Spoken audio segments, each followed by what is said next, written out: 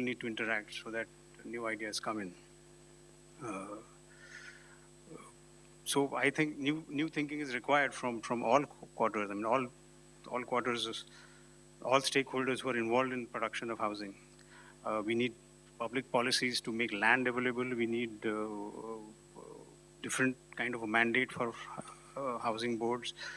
We need market responsive technologies, design and planning from the industry, the architecture, engineering, construction industry need to respond to that. We need to fund research and invest in research in these areas. I don't think we are doing that enough. We just feel that somewhere we can just buy some technology from some other country and it will work for us. It may work, but it may also not work. And I think it's important that we are far more focused on our realities and trying to find solutions for that. Market responsive finance, housing finance, because access to housing is mostly about finance more than design in many ways. Our financial institutions are still not geared to look at all sections of our society as clients. I mean, we're still servicing the convenient sections. And we need to look at new partnerships between in Europe, where social housing is quite successful. There is partnerships between government, public undertaking, developers, financial institutions, and employers. Employers play a large role in ensuring that their employees get access to housing. I mean, the idea of market responsive products. Other industries have done much better than housing. I mean, you must have seen these 1 rupee shampoo sachets and 10 rupees mobile recharges. I mean, this is smart. This is looking at affordability in terms of designing a product that people can access, rather than so it's rethinking your product and the way it is presented. I think the housing industry should really take lessons from this. I think the key word actually is the ticket price and ticket size. What is it that people can pay for? So I'll just share some drawings and some images of a study we had done for a Bangalore-based developer who wanted to do a feasibility study on affordable housing. So the idea was actually to look at an optimally planned dwelling. The developer insisted that the nomenclature should reflect what the real estate industry is used to. So there was a 1-room kitchen which was fitted in 204 square feet, which was, a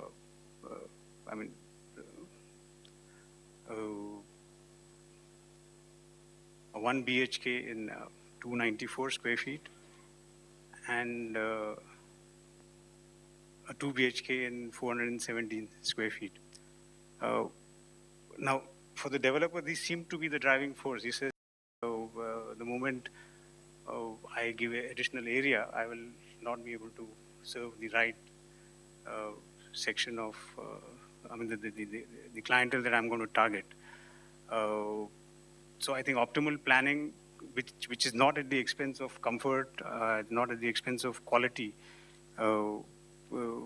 is one certain step in the same direction as what we've seen the cosmetic industry and the mobile telecom industry doing, is to size your product in a way that is accessible. The whole thing was then actually put in a plan that achieved a density of around 18,500 people per square kilometer, which is quite reasonable for a tier 2 or tier 3 city in India. So the idea was to actually look at housing in a way that it's not immediately directed towards high rise, or we're trying to demonstrate that reasonable densities could be achieved with very medium rise. This was a ground plus 4 kind of study. So market responsive products, that's That is basically the tagline, and which is what our housing industry has not been able to produce. Yes, I'll go fast. Healthcare, I will not dwell too much on. It's not really my subject, but healthcare is also about a healthy environment, and then the health services. The health services, there's probably a lot of innovation possible there in terms of mobile units and even home services, home care services, and app-based access. Education, I think, is a key because the growth, and we always talk about our demographic dividend and the growth prospects. I mean, both these will not happen if, demography will not be a dividend and growth will not happen if we are not able to handle education and skill development in the required kind of proportions and scale. I mean, so far I always thought that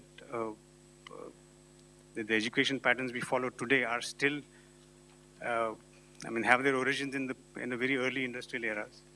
They are very resource intensive. You need built places like this college, and we need very high skill teachers.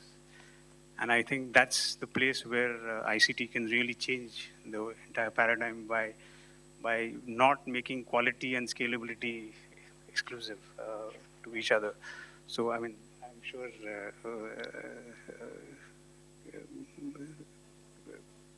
Masudha Kamath will tell us much better things about that.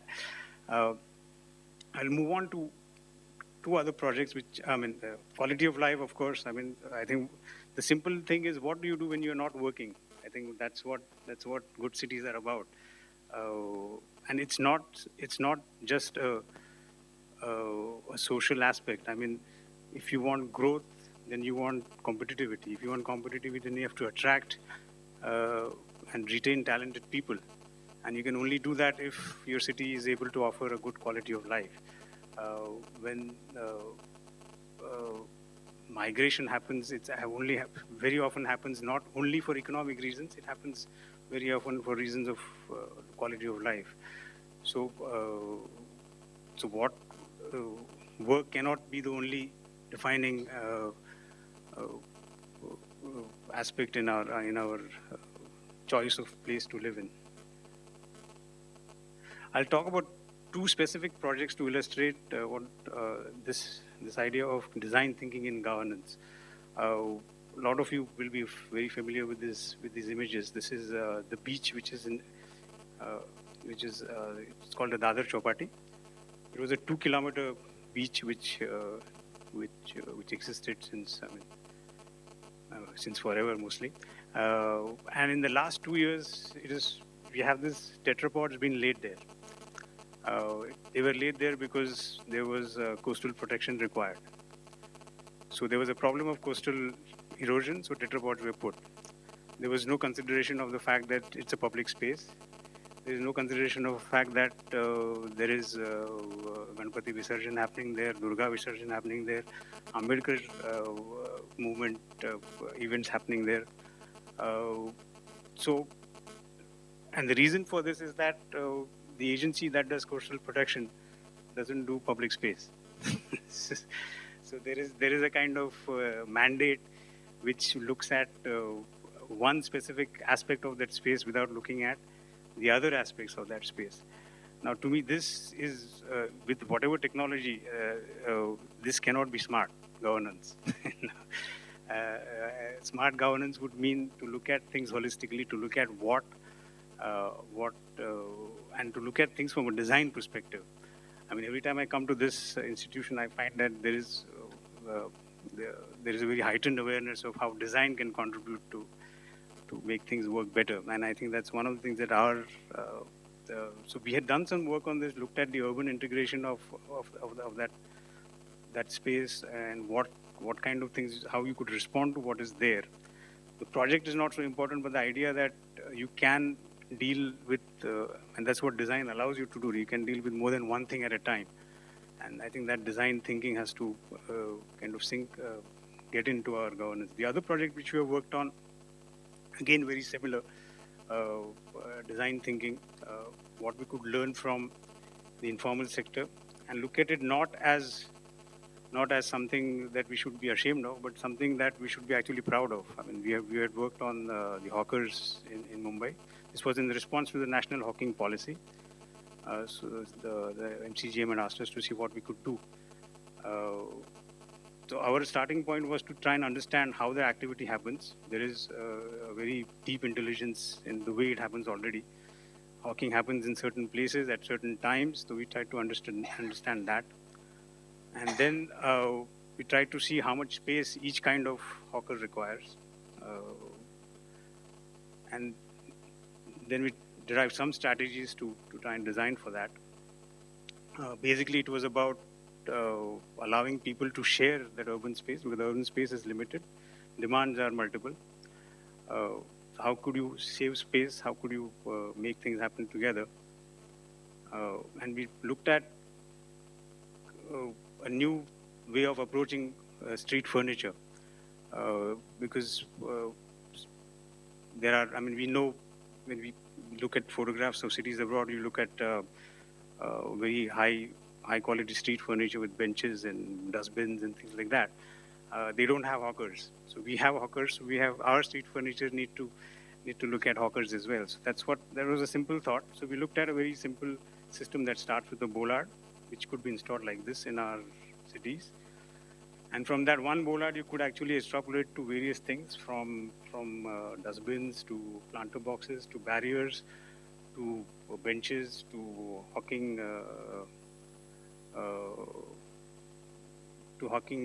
cupboards. Basically, allowing things to be stacked vertically rather than occupying public space. So this was our idea to see how we can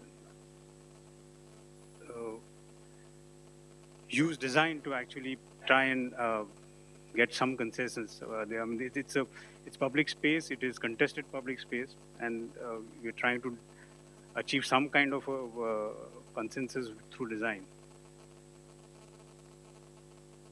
These are just images to see how this can actually work. So thank you. I'll stop my presentation there. Just last words that that cities are actually places of exchange and innovation. They carry a very strong promise of better life for everybody. Infrastructure and technology are only means to serve our vision for the smart city, which I hope will be socially inclusive and responsive to our cultural realities, which are different in each city. I mean, even within India, I don't think there could be one model version or a model guideline for a smart city. I think every city will have to look at its opportunities, its history, what it can develop into. Thank you. Very good afternoon to all of you. At the outset, I must thank the organizers for an excellent seminar, especially Vigyan Bharati and We School. And I appreciate that they have called an old man like me to talk to such a young audience.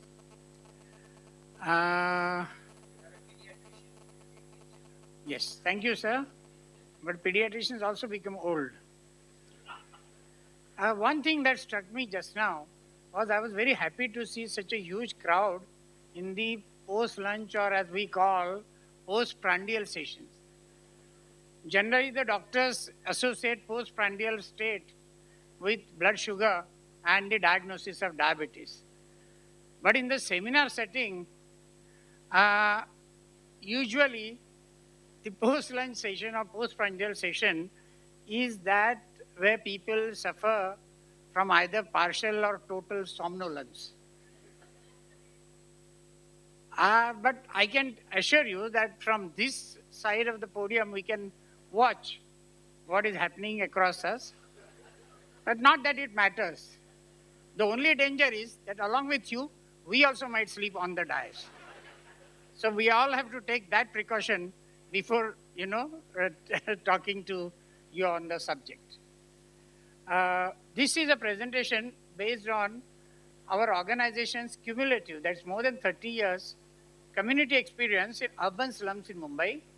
At the same time, It's a very fervent plea for inclusiveness of poor in the smart cities, SCs. Today is the day of short forms, TC, DC, etc. So let us call smart cities as SCs, one more C.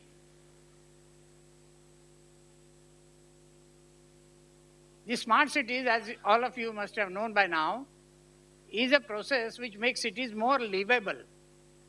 These are all very, very important words. Resilient, which our city is, and better responsive to challenges. Through one, hard infrastructure, two, digital technologies, three, increased citizen engagement, preferably with affordable housing, with what Srikant's dream coming true sometime in future, in the next about 100 years or so.